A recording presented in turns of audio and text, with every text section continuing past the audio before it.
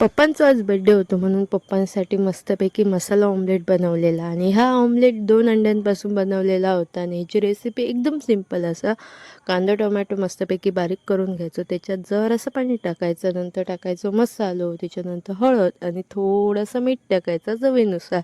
त्याच्यानंतर सगळं मिक्स करून घ्यायचं. मिक्स केल्याच्यानंतर त्याच्यात टाकूचा असा अंडासुद्धा या मसाल्यांमध्ये व्यवस्थित मिक्स करून घ्यायचा.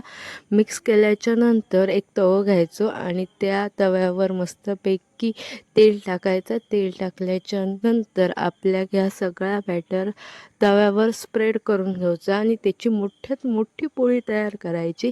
आणि तुम्ही आता बघू शकता आपली केवढी मोठी अंड्याची पोळी रेडी असा आणि एकदम परफेक्ट शिजलेली असा.